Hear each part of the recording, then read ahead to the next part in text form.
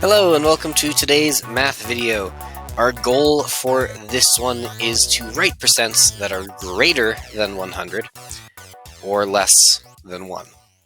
Evidence-wise, we're going to talk about how do we understand how to write a percentage that's greater than 100 as either a fraction or a decimal, as well as how do we take a fraction percent and a decimal percent and write them as fractions and decimals. If you're confused about what a fraction or decimal percent is, you'll see in our second you-do and second example. So look forward to that part. You can read our learning experience there if you so choose.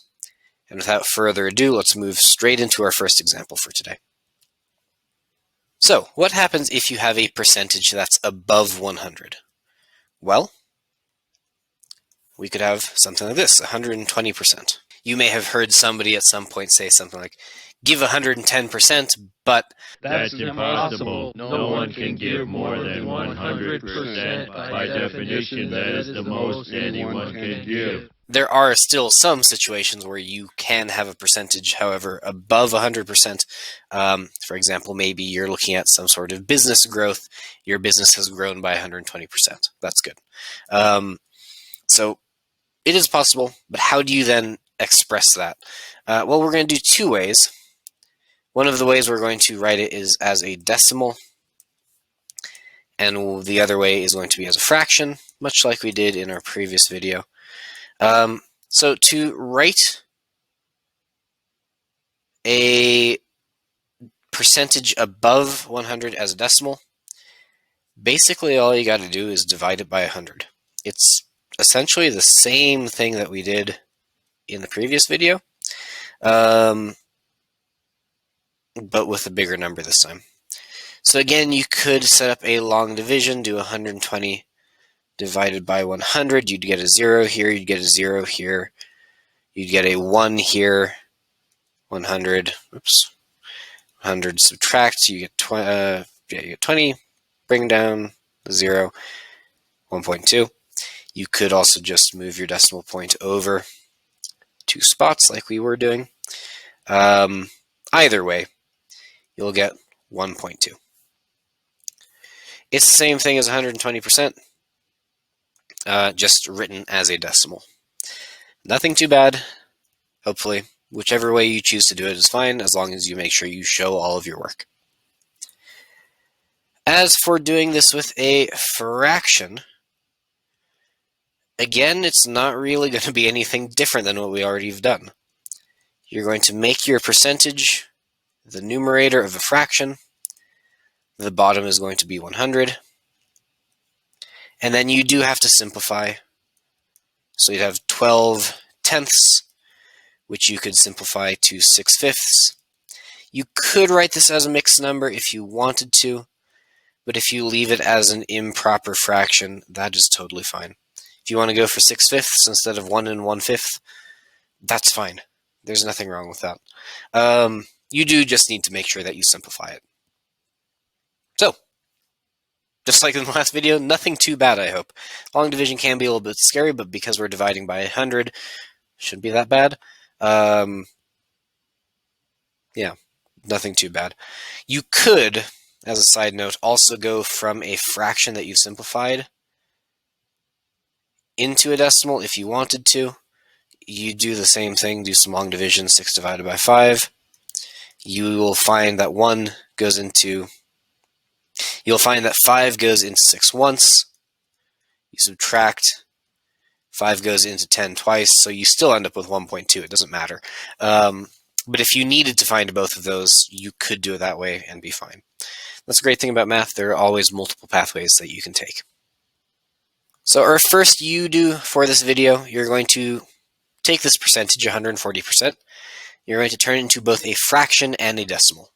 Which one you start with is totally up to you, but you are going to do both of them. Ready, go. So what then happens if you have a percentage that is less than 1? So we've got two examples here. We've got a fraction percent and a decimal percent. That's just what those two terms mean, just how they're written as a percent. Well, we're going to do the same thing for both of them that we did for our first example. We can write them as either a full-on decimal or as a proper fraction.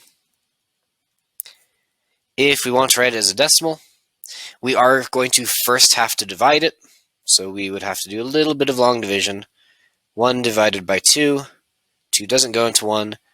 It does go into 10, though, which would be 5. Subtract, we're good.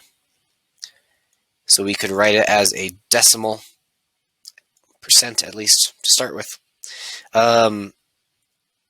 Then we do the same thing that we did.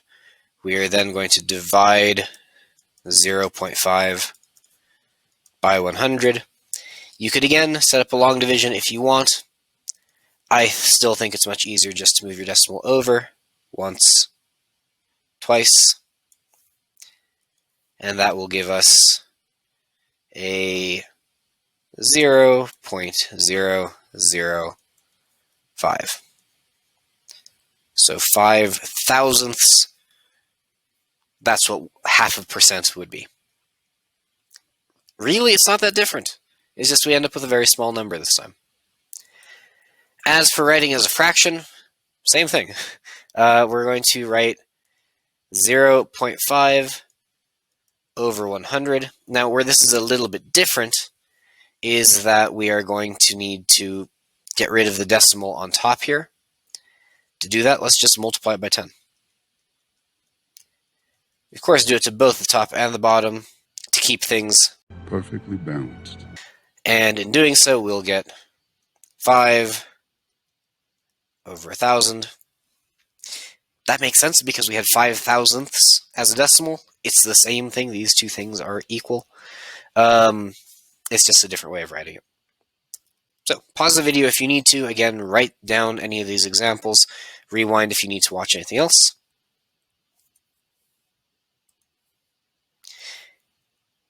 Let's move on to our decimal percent. Really, the only difference here is that we don't need to do this initial division problem. If we wanted to write it as a decimal, well, we kind of already did that. We had 0.5. We divided by 100, and we got 5 thousandths. If we want to write it as a fraction, we do the same thing. We make sure it's as a decimal. To get rid of the decimal on top, we're going to multiply it by 10 in this case, and get 5 thousandths again. So really, having a fraction percent is just one extra step, which would be dividing. But other than that, it's the same thing. As for a little bit more detail on why we specifically multiply by 10 here, that's just the smallest number we can multiply to get 0.5 to be a whole number. You could choose to multiply by 100 or by 1,000. It doesn't matter as long as you do the same thing to both sides. The only difference is that by making it by 10 in this case, we don't have to simplify this much. Technically, we could divide both of these by 5 and get 1/200th. But that's going into more detail than we need to for this video. Pause again, write down anything that you need for decimal percents. Arguably, you don't need to because it's the same thing that we did for fraction percents. Our second you do, you're going to do the exact same thing.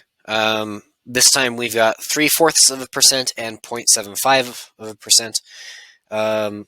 Are they the exact same thing? I guess you'll find out once you turn them both into decimals and fractions. Probably. Pause the video and begin. So things to remember from this video. Whenever you are turning a percent over 100% into a fraction or decimal, you use the exact same method as making a percent between 1 and 100 into a fraction or decimal. There's nothing different. There's nothing new that we didn't know from the last video. It's the same thing. Just remember, when you make your fraction, make sure to simplify it if you can. As for a percent that's less than 1, it's still basically the same thing. You might have to do a little bit of extra division. You might actually have to do a little bit of extra multiplication to make your fractions into whole numbers. But nothing really that bad. Yeah, really, it's a review from last time. Pause the video, rewind to whatever you need to if you missed something previously, and then you should be good. So you got a few suggested practice problems for this video. First table, you are going to turn percents above 100% into decimals and fractions.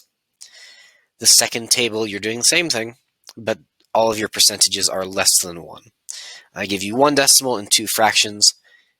I did give you the fractions because they're a little bit harder. I'm sure that's fine. Pause the video, give these a try. And of course, good luck.